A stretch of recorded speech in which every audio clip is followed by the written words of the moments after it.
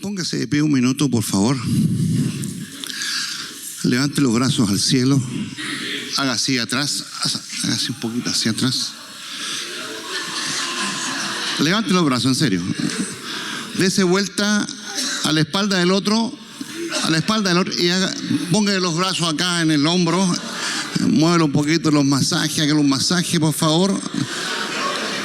Dese vuelta. Hágaselo viceversa también al que está a su lado. Muy bien, eso, muy bien.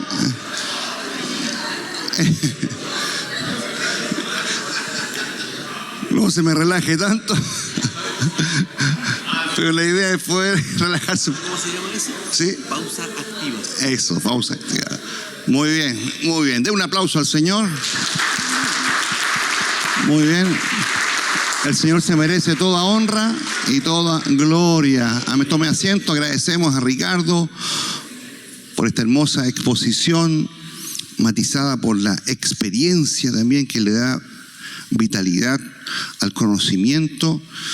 Y como digo yo, le seguimos poniendo carne al hueso. Amén. Para que el hueso no esté, un hueso colorado, pelado. Antes de poder iniciar esta exposición, hermanos, bueno, nosotros tenemos un amigo en una plataforma evangélica, quizás algunos conocen, es el obispo José Rivas, que es el obispo de la iglesia Ipetri, iglesia pentecostal de un hombre muy conocido. Bueno, Lidia es parte de la, no sé si alguien más de Ipetri acá, pero Lidia es parte de la...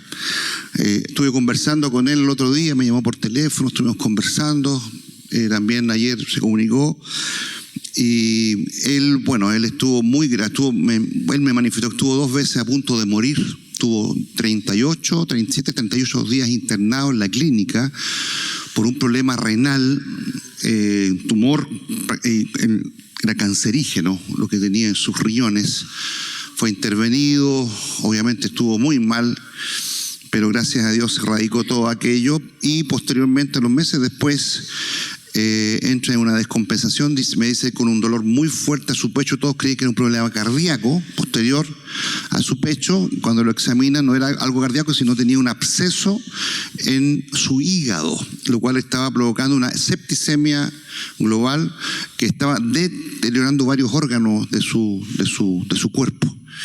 Eso significó intervención rápida, urgencia, un drenaje para poder expulsar toda la materia, un segundo drenaje, se complicó la situación, estuvo muy mal, a punto de fallecer, literalmente 2 veces.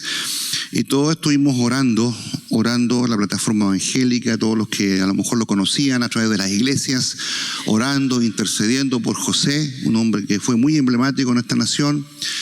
Y damos gracias a Dios porque, bueno, Dios lo ha levantado. Hoy día está en su casa, se está recuperando, bajó muchos kilos de peso, quedó muy delgado y me dice que perdió mucha masa muscular. O está con un kinesiólogo para poder recuperar o tratar de ir recuperando su masa muscular. Así que él sabe que estamos acá y les envía cariñosos saludos a todos los consiervos, consiervas. Un grato saludo de parte de él, es un hombre de unidad. Y me gustaría que oráramos por él, no sé qué les parece, que oráramos por él, que Dios lo siga restaurando y que Dios lo levante por completo. Él dice que está en una profunda reflexión delante de él, porque esto llegó de repente. Él era un hombre muy esbelto, muy sano, se veía él, y de repente le llega todo esto en forma bastante fuerte. Y bueno, hoy día está luchando para poder salir adelante, pero esto lo lleva a una reflexión profunda. ¿Qué va a pasar con él más adelante? Él lleva toda una organización en Chile, tiene una gran iglesia en Santiago, pero Dios es poderoso para poder marcar la ruta que él tiene que seguir. ¿Qué les parece que oremos por el pastor José Rivas? Usted no lo conoce, pero queremos ponerlo delante del Señor. Amén. No sé si se puede tomar con alguien al lado ahí para orar en unidad con él. Padre, en el nombre de Jesús, intercedemos delante de tu presencia en la oración del acuerdo. La oración eficaz del justo, dice tu palabra, puede mucho. Y oramos por nuestro consiervo José Rivas, que ha atravesado un tiempo de mucha complejidad en su salud física, Señor, a punto quizás de partir de esta tierra en 2 oportunidades, muy enfermo, muy grave, pero tú lo has sacado de ese lecho y hoy día está en su hogar recuperándose, Señor. Quizás esto le ha traído a tener una reflexión profunda de saber qué ocurre, qué pasa, qué tú piensas, Dios, para con él. Así como Ricardo decía, Dios no ha terminado con nosotros y aún hay proyecto, aún hay trabajo, aún hay fortaleza para seguir haciendo lo que tú nos has encomendado por gracia y misericordia en el cumplimiento de la misión y del ministerio. Padre, oramos por tu siervo José Rivas para que tu mano soberana, para que tu mano bendita se deposite sobre él y tú restaures por completo su cuerpo físico, sus sistemas, sus órganos, Señor. Él sea levantado, Dios mío. Oh, refortalece sus músculos, sus tejidos, sus articulaciones, sus huesos. Dios mío, sus sistemas sean, Dios mío, revitalizados y renovados para tu gloria, Señor. Lo bendecimos, oramos por él para que tú seas obrando de una manera poderosísima. Te exaltamos, Rey eterno, te exaltamos y bendecimos tu nombre. Te alabamos, Señor, y lo ponemos delante de ti, lo ponemos en tus manos, creyendo que tu voluntad perfecta, tus designios están siendo derramados sobre su vida. Trata con él, habla su corazón, habla su mente, habla su vida y comienza a marcar la ruta que él debe continuar hacia adelante, Dios mío. Le damos gracias por esta oración que llega y mueve tu mano soberana y milagrosa, Dios mío, sobrenatural sobre tu siervo, sobre nuestro amigo, nuestro consiervo, Dios mío, José Rivas. Te damos gracias, Padre, muchas gracias en el nombre de Jesús. Amén y amén. Gloria a Jesús. Dios es un Dios fiel y más que fiel y nunca ha perdido el control. Dios tiene el control de todas las cosas. Amén. Gloria al Señor. Tome asiento, por favor. Aleluya. Gloria al Señor. Qué bueno tener una familia en la cual podemos sentir esa contención espiritual de oración, de clamor, de intercesión en favor de aquellos que conocemos y que hoy día han sido golpeados por la enfermedad. Y cualquiera de nosotros puede quizás experimentar que Dios nos libre de todos estos procesos, ¿no? Difíciles.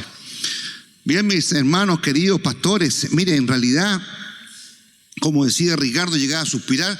Es tanto lo que uno puede exponer acá, pero es tan poco el tiempo que tenemos, es que en realidad de repente parecemos metralletas exponiendo algo y a veces no tenemos el tiempo suficiente para poder colocar las temáticas que son necesarias poder presentarlas.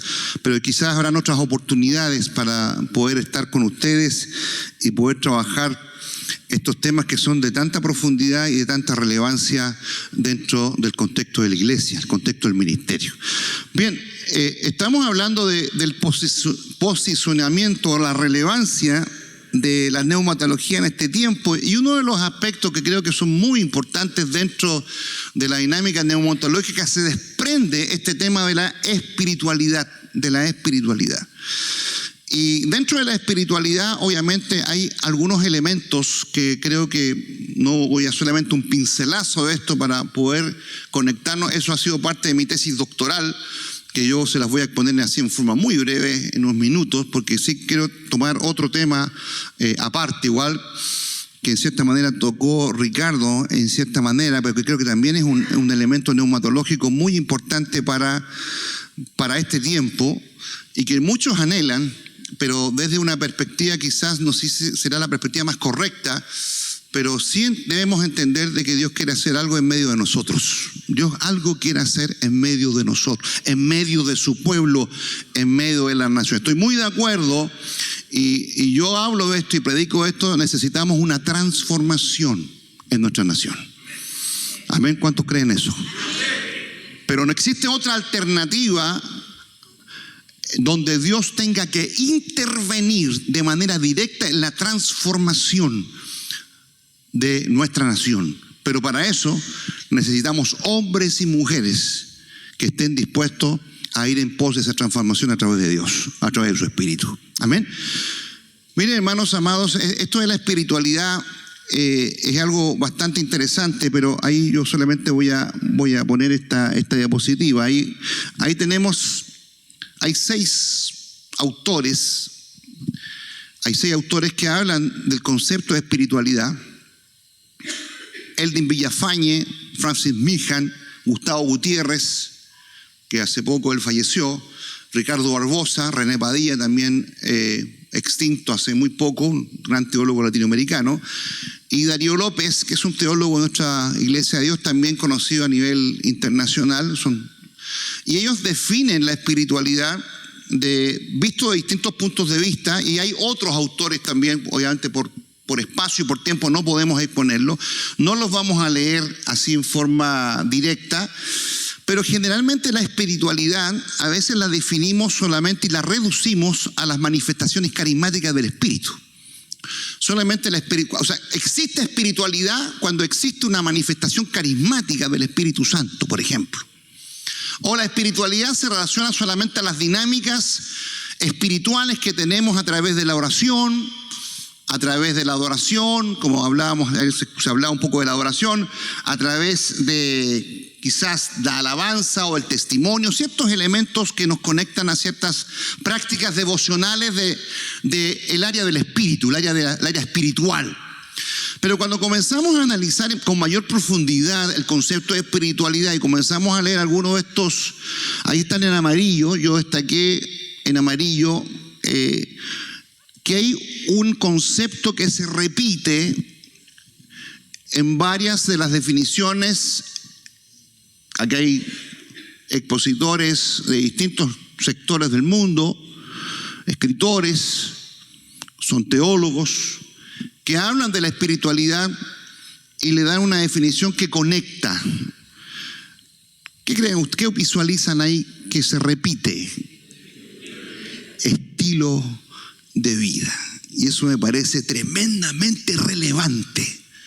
La espiritualidad es un estilo de vida. No solamente se reduce a ciertas experiencias espirituales, sino significa que la espiritualidad es un 24/7 en nuestra propia vida.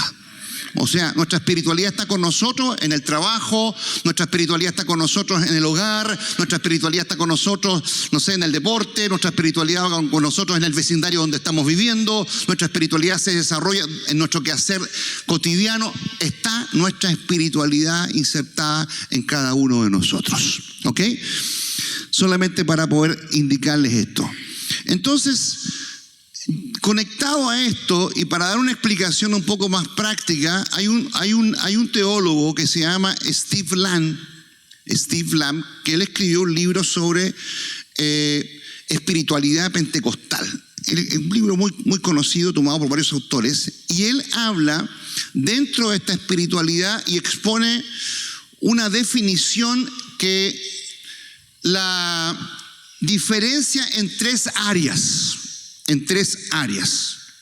Voy muy rápido en esto.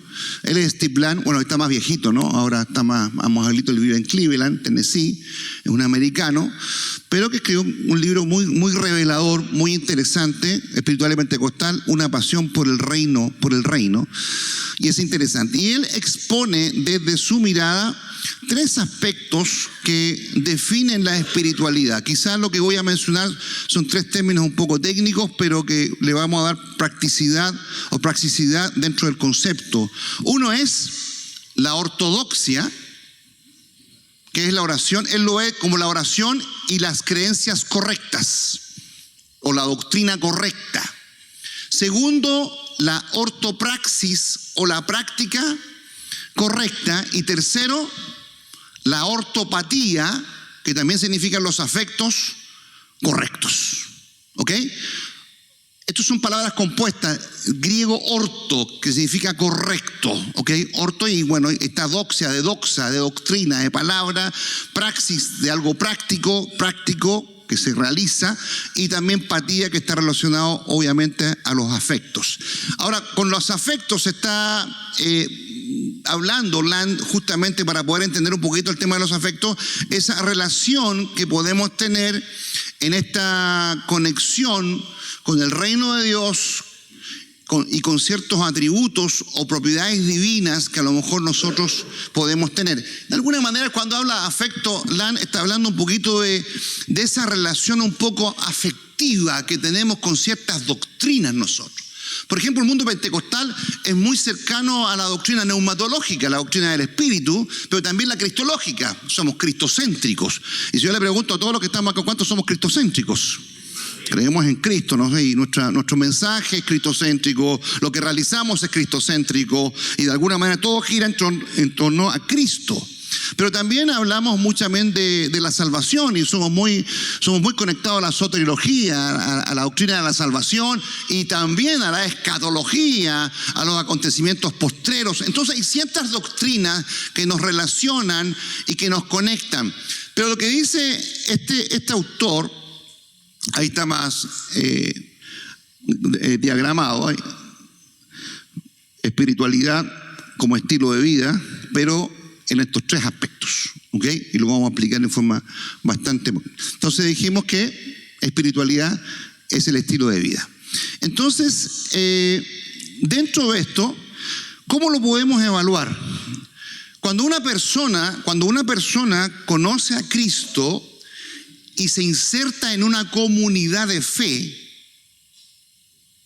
ponemos una congregación, una iglesia, esta persona, cuando llega sin conocer absolutamente nada de Dios, nada del Evangelio, nada de la Biblia, simplemente tiene un encuentro con Cristo, alguien le predicó, llegó en una campaña, en un evangelismo, llegó por una iniciativa, por una invitación, llegó a la congregación, entregó su vida a Cristo y comenzó a participar de aquella iglesia y comenzó a participar de los cultos, no tenía idea de nada. Ahora, no todas las iglesias tienen un programa de discipulado formal. Amén. No todas las iglesias tienen un programa, bueno, tenemos un programa de discipulado que parte por los primeros pasos, hay un segundo nivel, un tercer nivel, hay un discipulado ministerial, hay un proceso de discipulado y que abarca un periodo de años inclusive.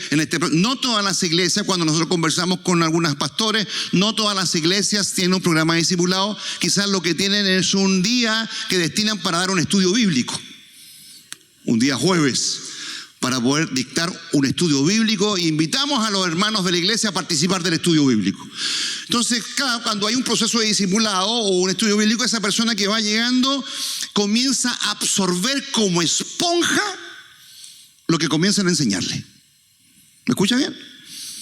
Le empiezan a decir, bueno, el Señor es de esta manera se funciona, de esta manera tienes que funcionar en la espiritualidad. Esta es la oración, debes leer la Biblia, debes congregarte, debes ofrendar, debes dar tu diezmo, qué sé yo, debes estar consagrado, debes vivir una vida en santidad. Y comenzamos a recibir, y esa persona comienza a experimentar una información permanente y comienza a absorber todo lo que le están enseñando. Por lo tanto, esa persona, cuando recibe toda esa información, lo toma como la verdad absoluta. ¿Me escucha bien? O sea, erróneo, la verdad absoluta. Y se transforma en su doctrina correcta. ¿Ok? Quizás todos llegamos a ese mismo nivel. Esa doctrina correcta comenzó a internalizarse en cada una de las personas y comenzó de alguna manera a experimentar toda esa información que para él comenzó a ser lo correcto. ¿Ok? Y se conectó a la ortomatía, en donde le enseñaron justamente de que había, de acuerdo a esa iglesia, de acuerdo a esa denominación, de acuerdo a esa agrupación, de acuerdo a esa escuela teológica, de hablar de doctrinas, de actitudes, de acciones en las cuales yo tenía un acercamiento más afectivo, de mayor relación. ¿Ok? Quizás dentro del mundo pentecostal el Espíritu Santo toma una posición muy importante dentro de la vida del cristiano. ¿Ok? dentro de la manifestación, dentro de lo que a lo mejor se puede experimentar con el Espíritu Santo, eso del bautismo del Espíritu Santo, de poder vivir una vida de consagración, etcétera, etcétera. Y esa persona comienza a recibir la información y la formación, pero a la vez comienza a tener una relación cercana, muy cercana, de mucho afecto, de mucho sentimiento y de mucha emoción a ciertos elementos que a lo mejor parecen ser parte de su propia vida. Se encarna, su lenguaje comienza a cambiar, su forma de pensar comienza a cambiar y comenzamos a desarrollar una práctica correcta. O sea, mis conductas, mi forma de vivir, mi forma de accionar, mi forma de actuar, mi forma de hablar, mi forma de pensar, mi forma de ver el mundo, mi cosmovisión comienza a traducirse en mi vida práctica. Pero algo importante, mi conducta, mi práctica está condicionada a mi aspecto formativo. O sea, yo funciono por lo que fui enseñado. ¿Me escucha bien? Yo funciono por lo que yo recibí, yo funciono por lo que yo fui enseñado. Yo funciono, actúo, trabajo y hago todo lo necesario y vivo de esta manera de acuerdo a cómo yo fui formado. Amén. O sea, podríamos decir hoy día hay un antes y un después en este proceso formativo. Y quiero decirle que nosotros todavía estamos siendo formados. Amén. Todavía estamos siendo formados, instruidos, discipulados. Amén. Aquel que no siga siendo formado y discipulado, hermano, está totalmente equivocado. Nosotros necesitamos seguir siendo instruidos y formados para poder formar a otro. Como dice el dicho, para poder ejercer autoridad sobre otro, tengo que estar bajo autoridad. Para poder pastorear, tengo que ser pastoreado. Para poder aconsejar, tengo que ser aconsejado. Para poder instruir, también tengo que ser instruido. Amén. Y aquí se ha repetido en varias oportunidades aquí que es muy importante que los pastores en este tiempo se capaciten, que los pastores se instruyan, que los pastores de alguna manera tengan una vinculación de entrenamiento permanente, porque estamos en un mundo desafiante. Yo les aseguro que, hermano, cuando usted está predicando, los jóvenes lo están googleando. Vamos a ver qué está diciendo el pastor, si es verdad lo que dice o no es verdad, si realmente lo que está diciendo es correcto o incorrecto. Nos están googleando y eso significa de que no nos podemos dar el lujo de poder improvisar. Tenemos que estar preparados para enfrentar la realidad del mundo de hoy. Amén. Bueno, y solamente para mencionar esto, yo realicé una encuesta, no tenemos el tiempo suficiente para poder profundizar, una encuesta que abarcaba 5 décadas, desde la década de los 70 a la década de 2010, y se lo realicé a la iglesia pentecostal clásica. La iglesia pentecostal clásica tiene 2 facciones importantes, que son iglesias pentecostales clásicas misioneras, que vienen de fundaciones norteamericanas, como la Iglesia de Dios, las Asambleas de Dios, etcétera. Y vinieron misioneros norteamericanos a plantar la iglesia aquí en América Latina y el mundo. Misioneros. Por lo tanto, estos misioneros y estas iglesias, estas denominaciones, le entregan a la iglesia un paquete. Le dicen, así se debe hacer el culto, así debe organizarse la iglesia, así debe ser la administración, así se organizan los ministerios, esta es la himnología que deben cantar, de esta manera deben funcionar. Y le entregan todo un paquetito, y por mucho tiempo la iglesia americana se convirtió en una iglesia que sostenía a la iglesia en América Latina, porque América Latina y otros lados del mundo era considerado campo misionero. ¿Ok? ¿Se entiende? Pero si existe otra facción, que es la iglesia pentecostal clásica criolla o autóctona, como dice Juan Sepúlveda o Luis Orellana, etcétera, que son escritores chilenos. Y este pentecostalismo clásico criollo es un pentecostalismo que nace en este país.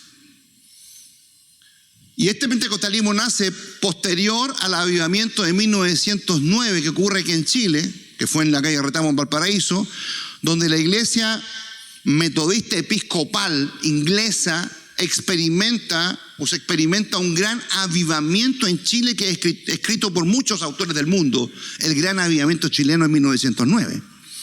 Y el hombre de la transición que ocurre ahí es el obispo Huber. De hecho, el obispo Cooper en su tesis habló justamente de la influencia de Huber para aquellos tiempos y para estos tiempos. ¿Cuál es la influencia de este obispo? Pero él fue el hombre de la transición, de transicionar obviamente de la iglesia metodista episcopal a la iglesia metodista pentecostal. ¿Qué dijeron los metodistas en ese tiempo cuando recibieron este gran avivamiento, esta experiencia del Espíritu? Dijeron, nosotros nos quedamos con la doctrina wesleyana, que es el evangelio quíntuple, nos quedamos con esa doctrina, pero con nuestra propia cultura. ¿Y qué es lo que hicieron ellos? Cortaron el cordón umbilical y ellos desarrollaron su organización y su iglesia desde el criollismo, desde su autoctonismo, desde su estructura chilena. Edifican la iglesia desde el origen, ¿ok? Que es muy distinto a las otras iglesias que vienen obviamente con una estructura que viene de los Estados Unidos. Entonces vemos ahí dos facciones, y en este aspecto, en esas dos áreas, vemos también acá de que a través del proceso de tiempo, claro, estas iglesias conforman una estructura bastante peculiar dentro de este proceso, y es que intuitivamente a través del tiempo se comienza a apreciar un cambio en la espiritualidad del pentecostalismo clásico. Y yo creo que no solamente dentro del pentecostalismo clásico, sino dentro de todas las denominaciones globales, un cambio. Pero era solamente una intuición, una hipótesis. ¿Cómo demostramos que realmente la espiritualidad pentecostal clásica con concepto de estilo de vida había cambiado? Lo único que notábamos, yo lo digo con mucha propiedad y vengo de una iglesia, yo soy de naturaleza pentecostal, iglesia de Dios, somos de naturaleza pentecostal, pero yo estoy de niño en la iglesia, mi esposa igual. La iglesia hace 40 o 50 años atrás era muy puritana. Amén. Era muy, ¿cómo decir? un error. Era muy cuadrada, era muy cuadrada, era muy conservadora, cuasi fundamentalista.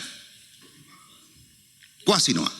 O sea, la mujer no podía maquillarse, porque si te maquillaba, no solamente eras reprendida, eras puesta en disciplina. La mujer no podía cortarse el cabello, porque el cabello representaba el velo, y el velo era santidad. Obviamente estaba prohibido el pantalón. Por mucho tiempo la mujer no podía ocupar púlpito. En algunos casos la mujer estaba en una fila y los hombres en otra fila. ¿Ok? Los hombres no podían usar barba, no podían usar el pelo largo. Todos bien arreglados. Y en realidad, claro, yo me crié dentro de un ambiente bastante estricto en cuanto a la espiritualidad y en cuanto a la santidad. La santidad era un concepto demasiado estricto. ¿Ok?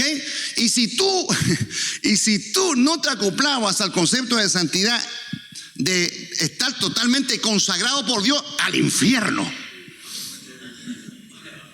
Mundano y carnal. Eres un carnal y te vas al infierno. Ay, ay, ay. Estaba prohibido ir al estadio, no podías ir a un cine, a nada, a ningún lado, porque en silla de escarnecedores te sentarás. Aleluya, gózate pueblo. Gózate pueblo. Oye, si así era la cosa. Y uno adquiere una ortodoxia. Mi doctrina correcta y mis afectos. Había mucho celo. Amén. Mucho celo espiritual. Una santidad extrema. Y esa era la vida de los años 70, 80 y hacia atrás. Una vida muy estricta. Y los jóvenes que estábamos ahí, obviamente fuimos formados y criados bajo esa mentalidad. Una mentalidad muy rigurosa. No podíamos tener amigos no cristianos, pero decían amigos mundanos. No existía amistad con el mundano. Tu amistad debía ser solamente con gente cristiana y no mundana. Así que la cosa era fregada. Y si tú no te ceñías a esto, eras puesto en disciplina. Y los pecados tenían que publicarse públicamente. Si tú caías en fornicación o en adulterio, tenías que salir ante el altar y decirle el pecado que tú habías cometido, porque tú habías dañado al cuerpo de Cristo. Ay, ay, ay, hermano. Era cosa seria. Y la iglesia llena.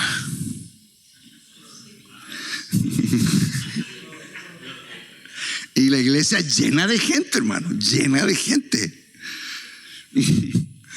Pero así era la iglesia. Pero comenzó a transcurrir el tiempo, años 60, años 70, años 80, años 90, años 2000, y observamos la iglesia y nos damos cuenta que la iglesia es 180 grados diferente a lo que era en su estilo de vida entre los años 70 hacia atrás. Amén. Las mujeres se maquillan, se arreglan el pelo, la manicure, se arreglan las uñas, ¿o no? Se ponen aritos 1, 2, 3, 4, 5, 6 años. 1, 2, 3, ¿cómo decir tanto aro, hermano? Usan pantalón. Pero ¿saben lo interesante de esto? Y lo que descubrí es que la iglesia no se dio cuenta. La iglesia no se dio cuenta cuando cambió. Lo único que sé que sí, intuitivamente a través de nuestra observación, es que la iglesia cambió. Claro, yo fui a hacer una encuesta a la iglesia metodista pentecostal, que era muy celoso para poder pasar el púlpito. Me atreví a ir a la iglesia más antigua metodista pentecostal, de ahí de Antofagasta, con temor y temblor. Fui con un hermano que había sido de esa iglesia. Y fuimos y hablé, me entrevisté con el pastor y le expliqué: mire, pastor, yo necesito realizar una encuesta, pero necesito hacérsela a su iglesia. Y le expliqué con mucho respeto, con pelos y detalles: necesito comprobar esto, pastor, pero no se preocupe, no le voy a sacar a ningún miembro de la iglesia. No, y el pastor tuvo la gentileza, lo fui a visitar a su casa, me dijo, y ¿sabe qué? Me pasó al púlpito. Me lo pasó. Y yo le hablé a la congregación completa. Y iba totalmente encorbatado, hermano. Y me permitió pasarle la encuesta a todos. Y cuando yo fui en 2 oportunidades o 3 oportunidades, estuve con ellos en este proceso, varios hermanos se acercaron a mí y me dijeron: qué bueno que se haga esto, pastor, porque en realidad hay cosas que tienen que cambiar.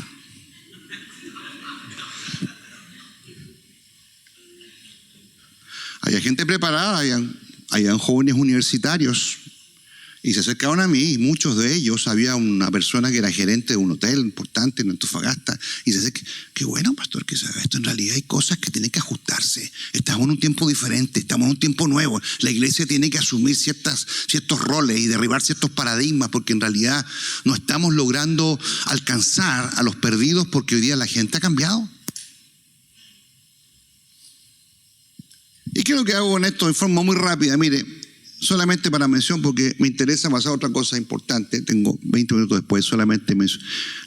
Mire, la encuesta apuntaba a estos 5 aspectos: concepto de santidad y algunas implicaciones, enfermedad versus salud,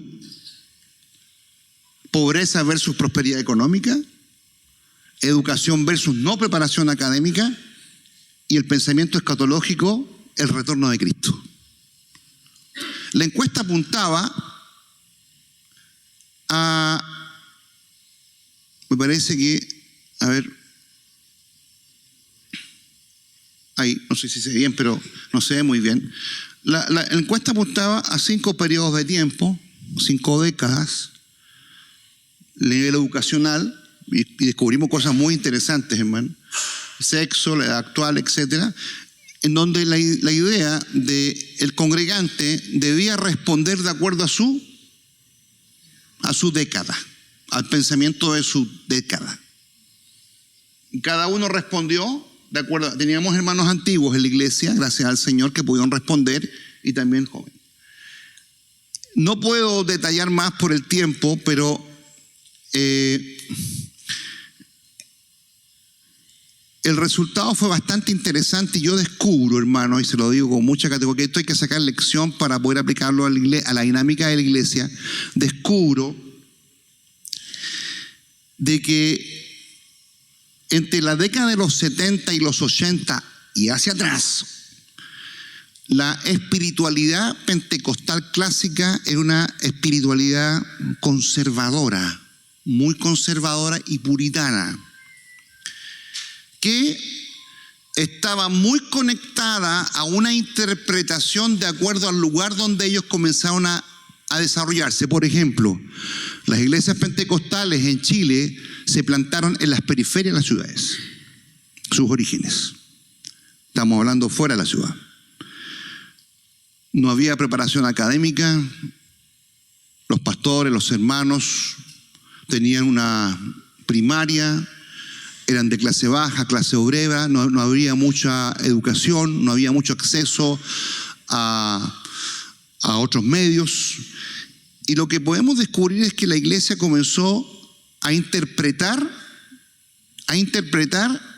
su santidad y sus prácticas de acuerdo al contexto social. O sea, su contexto era bastante deprivado, de mucha carencia, pues la interpretación de la doctrina estaba muy condicionado al contexto social en el cual está viviendo. Miren qué interesante es eso. Por ejemplo, la pobreza era sinónimo de humildad. ¿Ok? Un pastor tenía que andar muy como precario, ¿no? Y si a él le llegaba algo nuevo, él trataba de que nadie se diera cuenta de que él tenía algo nuevo.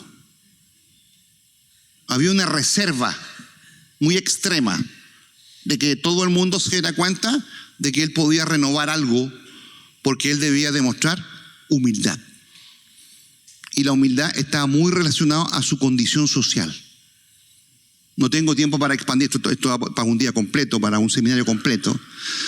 Pero, por ejemplo, un botón de muestra, una pregunta sobre enfermedad versus salud. Dice, si estás enfermo, ¿cuál crees tú que es la causa de tu enfermedad?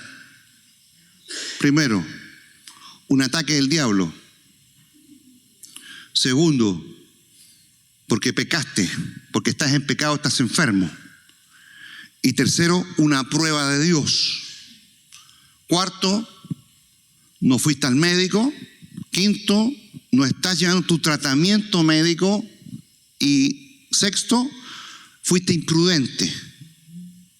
¿Ok? Imprudente con tu salud. Bueno, lo interesante de esto, voy a cerrar con esto. Lo interesante de esto es que la respuesta de los hermanos de los años 70 y los años 80 fue ataque del diablo, una prueba de Dios y porque estás en pecado. Pero lo increíble de todo, que la respuesta de los años 2000 en adelante fue muy abismante la diferencia. Dijeron, no, fuiste imprudente, no fuiste al médico, no hiciste tu tratamiento médico. Y el año 90, la década de los 90, se comienza a mezclar un poco de lo antiguo y lo nuevo. ¿Cuál es el descubrimiento de esto y la validación? Es que los hermanos antiguos de antaño relacionan la enfermedad exclusivamente como un tema espiritual. Esa es la conclusión. Pero los hermanos de los años 2000 en adelante lo relacionan como algo netamente humano. físico, pero no espiritual. Hermano, es un cambio de paradigma tremendo. ¿Ok? Y lo interesante de esto es que el año 90 comienza a producirse el cambio. El año 90 llega la democracia a Chile. Se abre la puerta a la democracia. Como dijo Epigenia Fediakova, comienza el acceso a los medios comerciales, la revolución tecnológica, comienzan a producirse varios aspectos socioculturales de apertura. Y aunque quiera o no quiera la iglesia, todos estos elementos que comienzan a desarrollar pasan por la iglesia. La cuestión es que la iglesia no se dio cuenta. La iglesia es 180 o 360 grados distinta desde los años 60, 70 y 80. ¿Me entienden lo que estoy diciendo? Y dentro de todo este proceso, hermanos, ahí están las encuestas, no tengo tiempo para poder hacerlo, pero yo quiero por lo menos hablar solamente dos cosas acá. ¿Qué resultado podemos tener acá? En primer lugar, me pareció interesante que uno de los grandes campos de misión es la generación emergente. La iglesia hoy día tiene que enfocarse en la juventud, alcanzar a los jóvenes para Cristo. Ese es un campo de misión y ese es un descubrimiento, una investigación. ¿Ok? Y eso es muy importante. Hoy día, como decíamos, hay iglesias que no tienen jóvenes, hermanos. Eso no puede ser. Tenemos que articular a los jóvenes. Otro tema, hemos descubierto de que los pastores deben ser etnógrafos o antropólogos culturales. No significa que usted vaya a la universidad y saque una antropología, no. Significa que los pastores deben de alguna manera conocer y quizás encuestar y diagnosticar a la gente que le rodea. ¿Qué piensa la gente de la iglesia? ¿Qué piensa la gente de Dios? ¿Qué piensa la gente de lo que está sucediendo? ¿Es importante la iglesia? ¿Es importante la fe? ¿Cómo yo voy a saber lo que piensa la gente? Y no me estoy refiriendo dentro de la iglesia, aunque lo puedo hacer, pero lo importante también es hacerlo fuera de la iglesia. ¿Qué piensa la gente con respecto a Dios? ¿Qué piensa la gente con respecto a lo que está sucediendo hoy día en el país? ¿Es necesaria la vida de la fe o no es necesaria? Qué importante es saber cuánta necesidad vemos en la gente. Quizás hoy día la gente está con tremendos problemas personales y la iglesia ignora que la iglesia puede ser la fertilización de aquellos que realmente tienen necesidad. ¿Cómo yo voy a saber o llorar con el que llora si no sé cuál es el motivo de su llanto? ¿Cómo yo voy a gozarme con el que se goza si no sé por qué motivo se está gozando? Entonces, en esta encuesta descubrimos que los pastores tienen que interiorizarse con el contexto real y realmente poder averiguar y saber muy bien con qué gente se está relacionando y cuáles son sus necesidades. Mire, otra cosa importante, teología práctica. ¿Ok? Hemos descubierto que para intervenir en las experiencias empíricas de las personas en crisis, pero también tener un abordaje desde lo descriptivo, interpretativo, normativo y pragmático, significa de que de alguna manera nosotros, aunque hablamos de teología sistemática, pero hoy día se está hablando mucho de teología práctica. ¿Cómo hacemos teología a partir de la realidad? ¿Cómo yo hago teología a partir de mi contexto? ¿Cómo hago yo teología a partir de mi realidad? A partir de las necesidades de la gente. ¿Cómo yo hago cristología? ¿Cómo yo hago soteriología? ¿Cómo hago escatología? Con mi realidad, desde mi realidad. Hoy día se está hablando mucho de eso y ese es uno de los descubrimientos también. Contextualizar el mensaje. O sea, ¿mi mensaje realmente es pertinente? ¿Está tocando la fibra de las necesidades de las personas? ¿La gente se está identificando con el mensaje? ¿La gente verdaderamente entiende y conoce lo que realmente quiere a través de un mensaje que pueda impactar su vida? ¿Ok? Si yo encuesto a la iglesia y me doy cuenta que el 90% de la iglesia tiene problemas familiares, ¿ok? 90% hay problemas matrimoniales, hay problemas con los hijos, etcétera. Y me doy cuenta que comienzo a predicar un mensaje que habla de las 70 semanas de Daniel. ¿Sería un mensaje pertinente? ¿Qué tendríamos que hacer? Entregar un mensaje que realmente aborde la necesidad de las personas, de cómo solucionar el problema matrimonial, de cómo abordar el problema con los hijos, de cómo realmente restaurar la relación familiar en sus roles, cómo mejorar la comunicación, cómo mejorar la adaptabilidad. O sea, hay un montón de cosas. Lamentablemente no podemos profundizar en esto, solamente era para que ustedes lo conocieran. Voy a salir de acá, solamente lo dejo ahí como título. La santidad como virtud espiritual del Espíritu Santo, desarrollando conductas transformadas y configuradas conforme al modelo divino que van en contra de las conductas impropias e inmorales conectadas a ideologías deconstruccionistas. O sea, la santidad como modelo para este tiempo. ¿Ok? ¿Cómo voy en contra de la inmoralidad? ¿Cómo voy en contra de todo lo que está ocurriendo hoy día? Hoy día tenemos que trabajar la santidad. ¿Cómo canalizo la santidad en los jóvenes? ¿Cómo lo estoy haciendo? ¿Cómo logro llevar a los jóvenes a tener un respeto a Dios y que ellos puedan consagrarse y luchen contra el pecado y que viven una vida correcta delante de Dios? Solamente se lo dejo como título, no tenemos tiempo para poder verlo. Solamente quiero terminar con esto, este último tema. Esta cosa no... Ahí sí. Voy a salir de acá.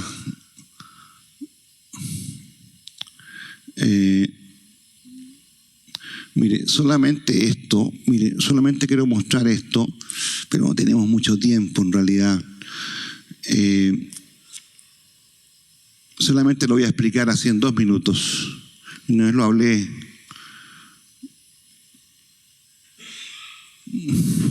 Lo hablé en una oportunidad, parece.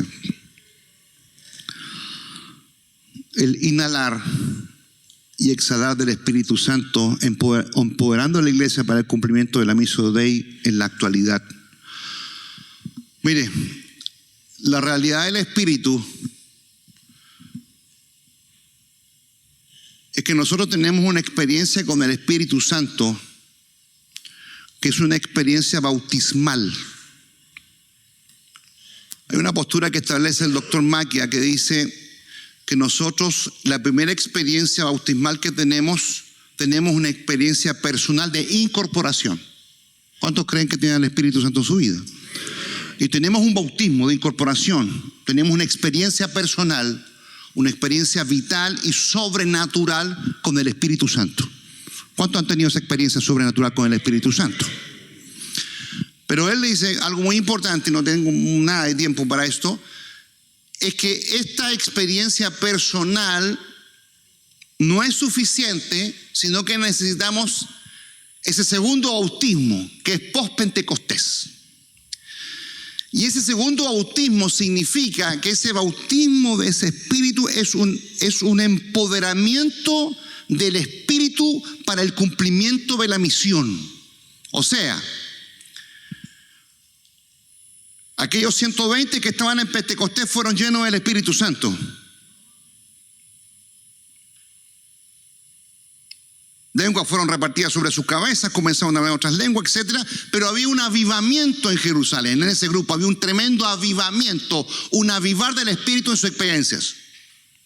Una tremenda experiencia. Pero yo quiero decirle algo, la iglesia primitiva cometió un error. Y lo quiero decir mucho con respeto. Se entretuvo en la manifestación. ¿Me escuchas bien? O sea, era tan rica la manifestación, era tan rica la experiencia del Espíritu que era sobrenatural, que algunos dijeron, estos están llenos de mosto, están borrachos. Y Pedro dijo, no están llenos de mosto, están llenos del Espíritu Santo, que es distinto. ¿Ok? Pero era tan rica y si yo le preguntara a usted, si usted está teniendo una experiencia espiritual de esa naturaleza, ¿le gustaría salir de ahí? Yo creo que a nadie, ¿no? Claro.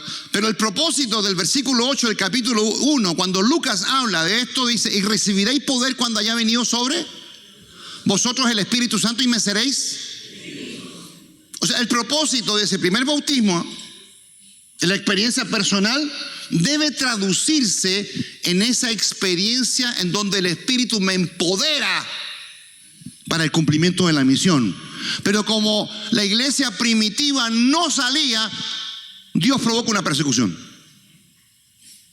La diáspora, muy bien, la dispersión.